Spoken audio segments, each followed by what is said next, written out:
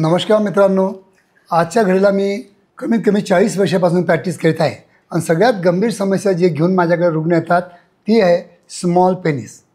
It may be a psychological किंवा small penis anxiety ज्याला आम्ही म्हणतो, किंवा खरोखर फिजिओलॉजिकल ज्याला आम्ही हायपोगोनॅडिझम असे संबोधतो.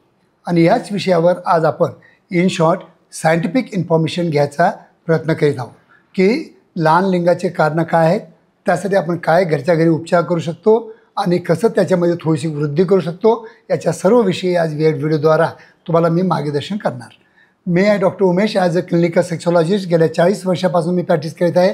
तुम्हाला सगळ्यांना माहिती आहे आशा किरण क्लिनिक माझं संभाजीनगर इथे माझी मेन ब्रँच आहे आणि बाकी मी मुंबई आणि पुण्याला व्हिजिट करत असतो आणि इतर ब्रँचेसमध्ये माझे ट्रेन असिस्टंट असतात.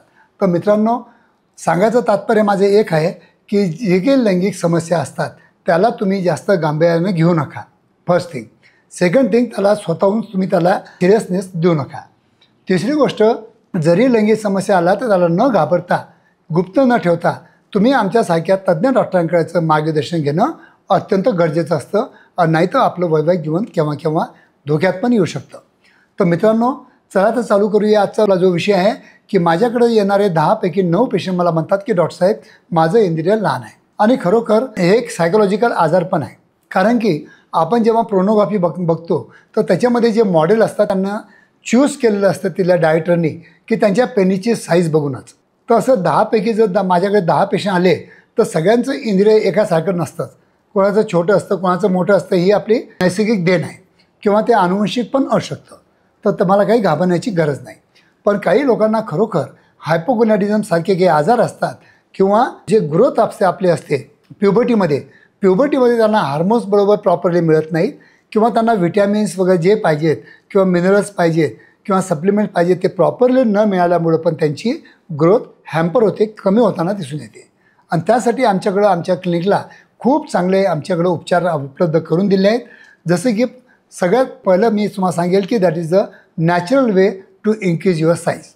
सगळ्यात अगोदर काय करायचं की तुम्हाला समजा माझ्या क्लिनिकमध्ये यायचं नाही आहे तर कोणत्याही तुम्ही अल्फाजेन ऑइलसारख्या ऑइलने डेली 10 मिनटं सकाळी आणि 10 मिनटं संध्याकाळी थोडं त्याला म्हणजे असं ओढून आणि दाबून थोडंसं 10 मिनटं सकाळी 10 मिनटं संध्याकाळी जर मसाज केली तर जे काही तुमच्या याच्यामध्ये श्रिंकेज आहे ते श्रिंकेज दूर होण्यास मदत होईल.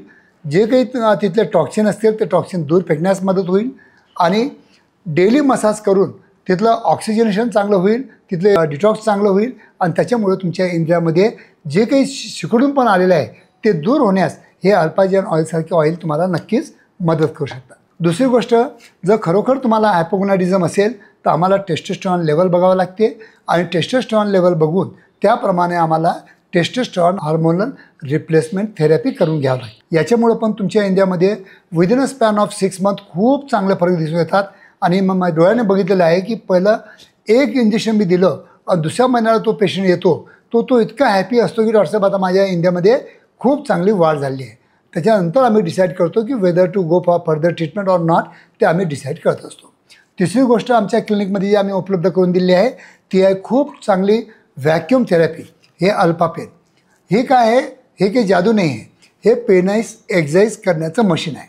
ज्याप्रमाणे आपण जिममध्ये जाऊन प्रत्येक आपल्या मसलला व्यायाम करून आपल्या मसलला शेप देतो, आपल्या मसलला वाढ देतो, त्याचप्रमाणे हे पेनिस एक्झरसाइज मशीन आहे समजून चालायचं.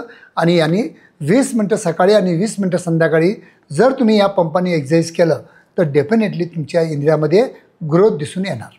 याचा अजून एक तुम्हाला बेनिफिट सांगतो की याच्यामुळं काय होतं की जे की आपल्या कॅपिलरीज असतात, म्हणजे बारीक बारीक आपल्या केसासारख्या जे आपल्या रक्तवाहिन्या असतात आपल्या इंडियामध्ये, तुम्हाला माहीतच आहे की जे स्पॉन्जी टिश्यू असतं त्याच्या पूर्ण तिथं रक्तवाहिन्यांचं बारीक बारीक रक्तवाहिन्यांचं जाळं असतं आणि त्या 50% चालू असतात, 50% बंद असतात. काही कॅपिलरीज चोकअप होऊन जातात. त्याच्यामुळं हे जर तुम्ही एक्झरसाइज डेली, तुम्हाला समस्या असो वा नसो, किंवा 20 मिनटं सकाळी 20 मिनटं संध्याकाळी जर केलं तर या कॅपिलरीज ओपन होतात आणि त्याच्यामुळं आपल्या इंडियाकडचा रक्तपुरवठा वाढतो आणि आपल्याला इंद्रिय पण चांगलं मोठं दिसतं ब्लड वाढल्यामुळं आणि आपल्याला इरेक्शन पण चांगलं प्रॉपर आणि चांगलं स्टोनी हार्ड मिळण्यासाठी हे व्हॅक्यूम थेरपी एक्झरसाइज आपल्याला नक्कीच मदत करतं. तर या छोट्या सिंपल गोष्टी आहेत ज्याच्यावर उपचार आहेत. तुम्हाला काही काळजी करायची गरज नाही. तरी मित्रांनो, जरी तुम्हाला काही लैंगिक समस्यामध्ये जर तुमच्या इंद्रियाविषयी, तुमच्या साईजविषयी तुम्हाला काही समस्या असतील तर तुम्ही केव्हाही माझ्या कॉमेंट बॉक्समध्ये विचारा, मी त्याचा उत्तर द्यायचा नक्की प्रयत्न करेल. पण जर होईपर्यंत तुम्ही माझ्या क्लिनिकला जर व्हिजिट दिली तर आफ्टर एक्झामिनेशन मी तुम्हाला प्रॉपर काउन्सिलिंग आणि प्रॉपर ट्रीटमेंट चॉकआउट करून देऊ शकतो. धन्यवाद मित्रांनो.